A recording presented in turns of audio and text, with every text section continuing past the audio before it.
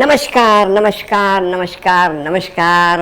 बिल्लू बदमाश की महफिल में सीजन 1 एपिसोड नंबर 3 में हर प्राणी का स्वागत है। जैसे ही हम बोल चुके हैं कि बदमाश हमारा खानदानी नाम है, थोड़ी सी बदमाशी शुरू करने के पहले हम आपको इतना बता दें कि आप भी इस प्रोग्राम में जोक्स भेज सकते हैं और हम आपको हर जोक के ऊपर आपका नाम सुपर इम्पोज करके आपको क्रेडिट देंगे, मगर एंड तक प्रोग्राम देखिएगा। उसके अंदर हमने बताया है कि आप किस टाइप के जोक्स हमको भेज सकते हैं। चलिए तो बदमाशी शुरू करते हैं। एक खान साहब यानी पठान को काबुल जाना था। प्लेन में बैठ गए, इकोनॉमी क्लास यानी शरणार्थी क्लास की टिकट ली और पीछे बैठ गए। जब प्लेन ऊपर पहुंचा तो उन्होंने देखा कि सामने फर्स्ट क्लास में सीटें खाली पड़ी हुई हैं। चुपचाप जाके वहाँ बैठ गए। तो एयर होस्टेस ने उसको देख लिया, उसके पास आई, बोले आपका बोर्डिंग कार्ड दिखाइए। उन्होंने बोर्डिंग कार्ड दिखाया। बोले सर आप गलत सीट पे बैठे हैं, आपकी टिकट पीछे इकोनॉमी क्लास की है और आप यहाँ नहीं बैठ सकते। तो उसने बोला हम पठान हैं, खान है, हम जिधर बैठ गई उधर बैठ गई, यहाँ से हमको कोई नहीं हिला सकते, हम पहलवान हैं, खान है। एयर होस्टेस गई और एक और एयर होस्टेस को अपने साथ लेके आई। उस लड़की ने भी उसको समझाने की बहुत कोशिश की, खान साहब को, पठान साहब को। बोला भाई साहब ये फर्स्ट क्लास है, आप यहाँ नहीं बैठ सकते, आप इकोनॉमी क्लास है तो आप पीछे चले जाइए। उसने बोला हम खान हैं, हम पठान हैं, हम एक दफ़ा बैठ गई तो बैठ गई, हमको यहाँ से कोई नहीं उठा सकती। दोनों एयर होस्टेस गई और जाके स्टूअर्ड को बोला, यानी जो उनका जो प्लेन का जो कैटरिंग का इंचार्ज होता है, उस एरिया का इंचार्ज होता है, वो आदमी आया। उसने खान साहब को समझाने की कोशिश की कि भाई आप यहाँ नहीं बैठ सकते।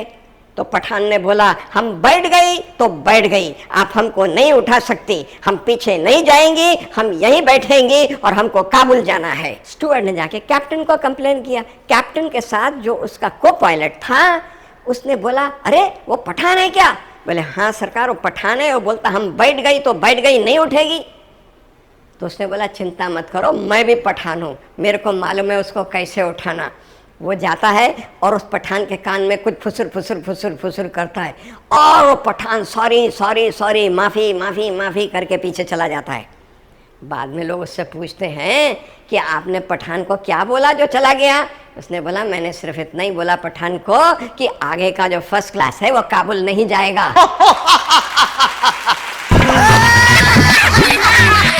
एक दिन हम क्या देखते हैं कि हमारे पिल्लू भाई एक मुर्गी के साथ बैठे हुए हैं और रोटी खा रहे हैं। एक रोटी का निवाला खुद खाते हैं, एक मुर्गी को खिलाते हैं, एक रोटी का खुद खाते हैं, एक मुर्गी को खिलाते हैं। हमने कहा पिल्लू भाई ये क्या कर रहे हो? अरे बिल्लू भाई मैं चिकन के साथ रोटी खा रहा हूँ।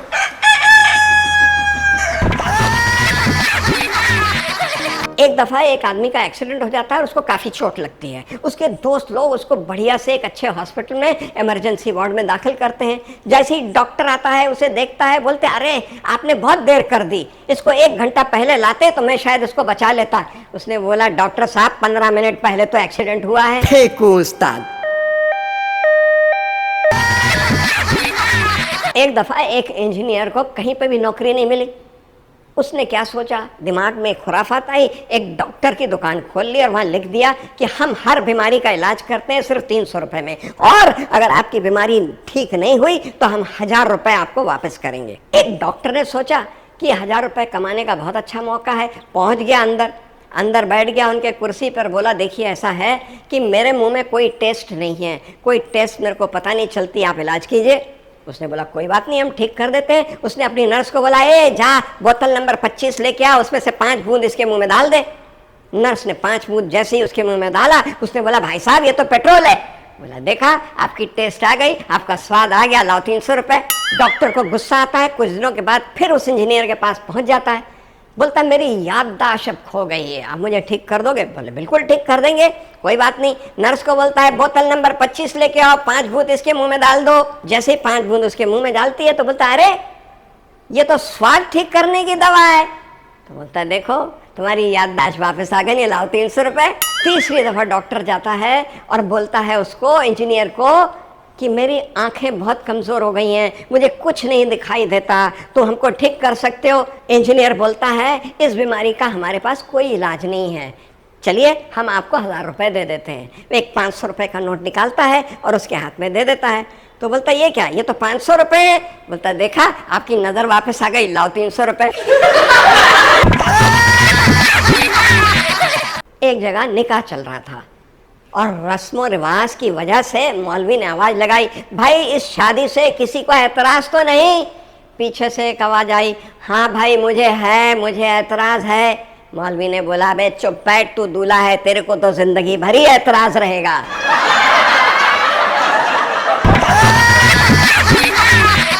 एक सज्जन जब शाम को ऑफिस से अपने घर पहुंचते हैं तो देखते हैं किचन खाली पड़ा हुआ है। उनकी बीवी ने कुछ खाना ही नहीं बनाया। तो बीवी से बोला, आज तुमने खाना क्यों नहीं बनाया भाई?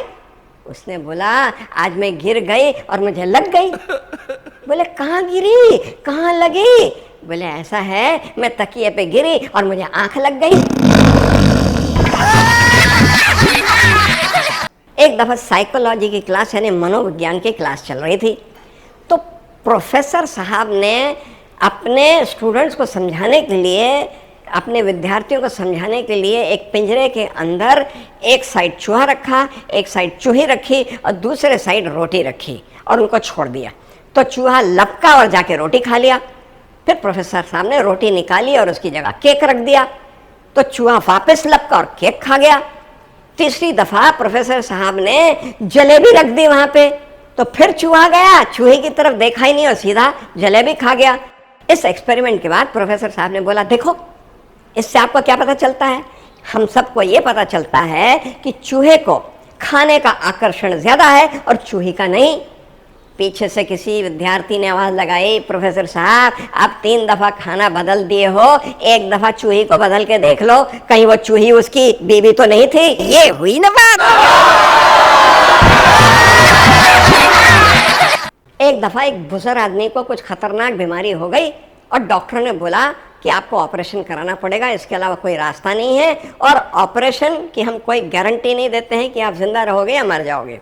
तो उन्होंने एक ही चीज़ बोली, बोले देखो ऐसा है डॉक्टर लोगों, मेरा अपना दामाद भी बहुत बड़ा डॉक्टर है और इस बीमारी का स्पेशलिस्ट है, तो मेरा ऑपरेशन आप मेरे दामाद से ही करवाएंगे। बोले बिल्कुल ठीक है। जब उस ऑपरेशन थिएटर में बुजुर्ग आदमी को ले आया जाता है और उसका दामाद भी वहाँ आ जाता है ऑपरेशन करने के लिए, तो दामाद को बोलता है इधर आ इधर आ इधर आ, मेरे उसके कान में बोलता है, इतना याद रख बच्चे, अगर मुझे कुछ हो गया, अगर मैं मर गया तो इतना याद रखना, मेरी जो बीवी है, तेरी सास है, तेरे घर में आके रहेगी। फिर क्या था, ऑपरेशन तो सफल ही होना था।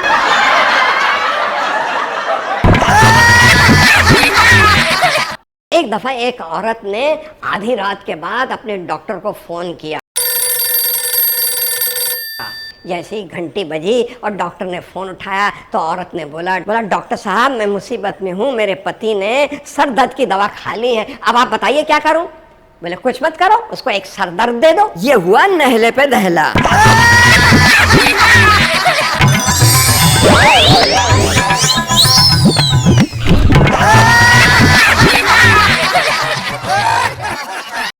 यदि आप हमारे कार्यक्रम के लिए अच्छे चुटकुलों का योगदान करना चाहते हैं तो अवश्य करें। हम आपको इसका हमारे प्रोग्राम में श्रेय देंगे। कृपया इस बात का ध्यान रखें कि आपके चुटकुले दूसरों की भावना को चोट न पहुंचाएं। किसी के भी जाति, धर्म, व्यक्तित्व और राजनीति का अपमान न करें। चुटकुले भेजने का पता billubadmash@gmail.com। If you would like to contribute good jokes for our program, please do send it to us and we will acknowledge your contribution in our show. But please see to it that your jokes should not hurt the sentiments and feelings of others. Please avoid jokes insulting caste, creed, religion, personalities and politicians. Please send them to billubadmash@gmail.com.